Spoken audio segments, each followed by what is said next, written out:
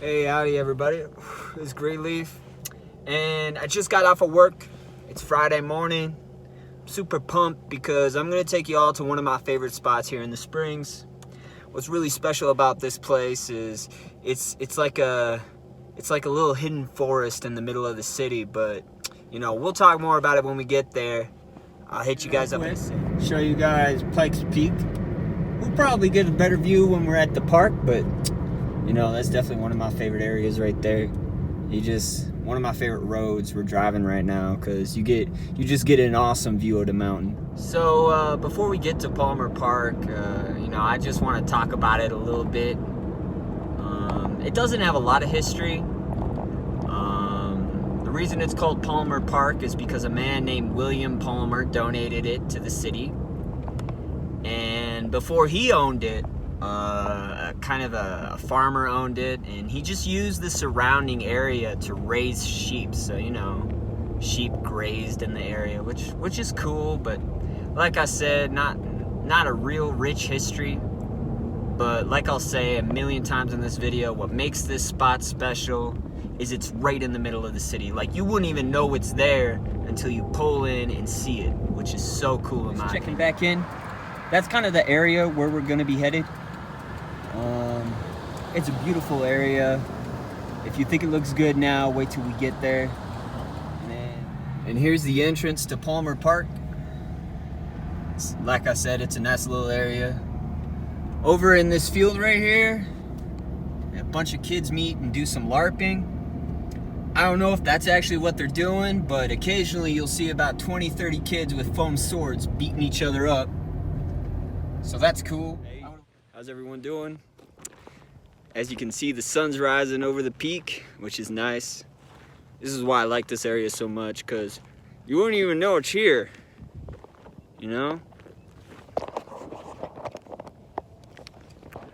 There's the mountains right behind me. Let's see if you can get a good shot. Look at that. Don't that look nice? Hold up.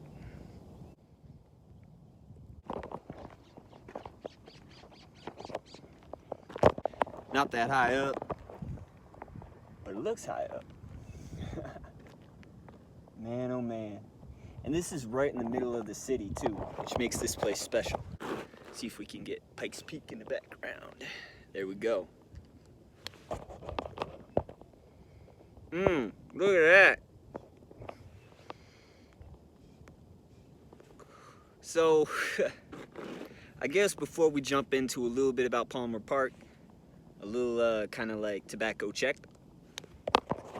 Here's what we're smoking on today. Bag tobacco is still good tobacco. And this right here, oof, one of my favorite blends.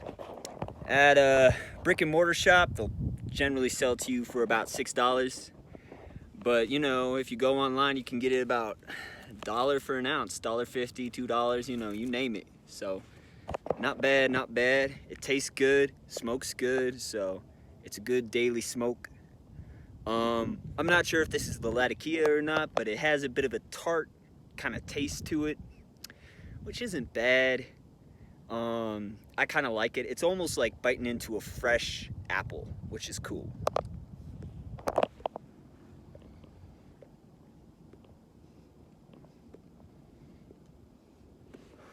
But I'm gonna find another spot, and then we'll kind of talk about what this video is gonna be about today. I'm back. Found a nice little rock where I kind of get to sit on, all perfect. I'll kind of show you guys what this looks like after I'm done here. But today was a really messed up day at the shop.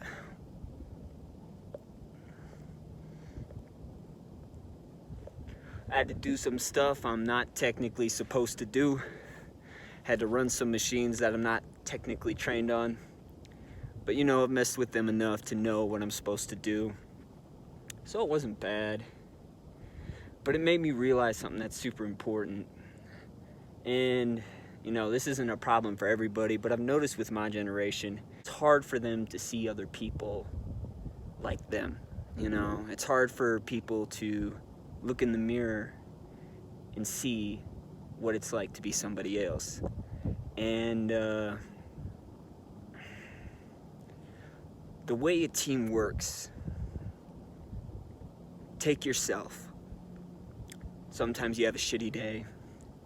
Sometimes, you just feel like shit, You don't want to do all the work. You're slow, you're not producing enough, and oh, look, some people are coming by.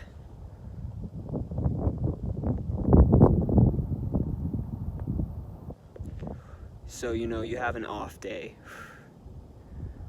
Behind the scenes, what you don't realize is there's other people picking up your slack. And that's how a team works. But as soon as you see somebody have an off day, generally people are ready to point the fingers at that person. Oh, this person's not doing what they're supposed to be doing, or this person's lazy, or he's just fooling around. But what people fail to realize is you have those off days too. And when you have those off days, people pick up your slack. So it's only fair that when you see someone having an off day, that you help them out. You pick up their slack. You see somebody's not producing as much as they should, you produce double. That's how a team works. Everybody is constantly picking up after everybody else. And, to me, that's super important. Because I work in an area of the shop where people don't really treat us like real machinists. They kind of make fun of us, and they don't really care because our parts aren't that expensive. We make about 4 batches a day, or a shift. And in each batch, we have about 81 parts. Each part is worth about $11. That's not a lot of money. So, we kind of get the shit end of the stick, So in my head, it's always been about sticking together, because no one in the front of the shop's gonna care what happens to us, so we gotta care what happens to us. And there's this one kid who, it's taking him a second to get it, if you know what I mean. I don't know if he's lazy, there's a little bit of that involved too, but it's because he's young. But, I try to give him pointers and I try to help him out. But the other guy working alongside him has no grace for him whatsoever, no mercy at all. And it's frustrating because he just doesn't see it, He doesn't see himself in that kid. And because of that, he's not nice to him. And that's not conducive for a team. When we put our orders up to get washed, he separates his orders from the kids' orders, which bugs me because that means that the orders on the shelf are out of order. For instance, order 1, order 3, order 2, order 4.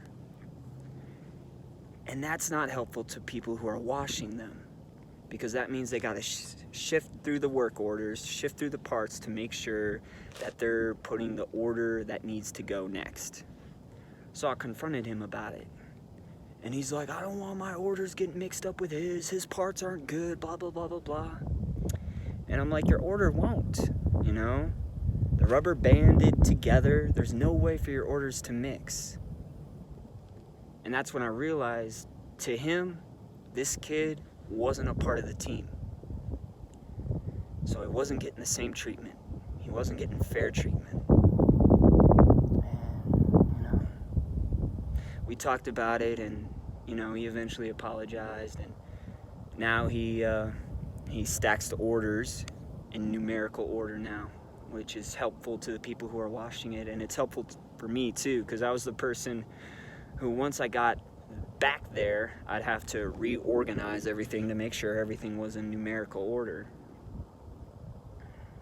And it's not a big deal, You just gotta lift up some parts, move them here, move them there, and make sure everything is the way it should be. But it's just that attitude. It's that attitude. Because if you think like that, then we won't work as a team. We won't produce as much as we need to. And when this kid needs help, you're not gonna help him. And that's just not good.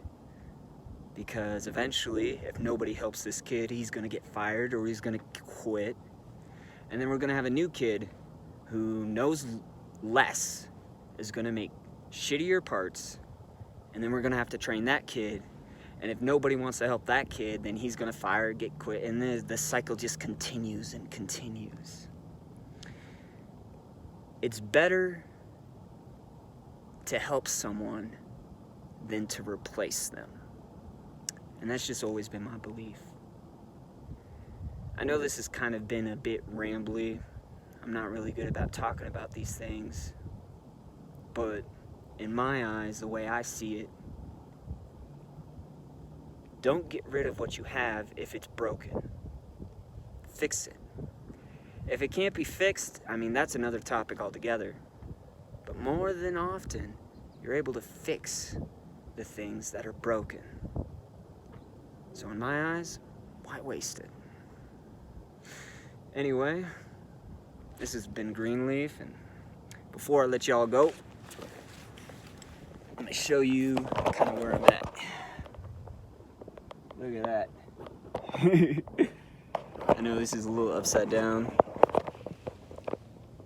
but there we go. Kind of a neat little spot right here. I like it, at least. Thought it'd be good for having a conversation with y'all. And as per usual, may your pipes stay cool and your tobaccos never bite. Have a good morning, y'all.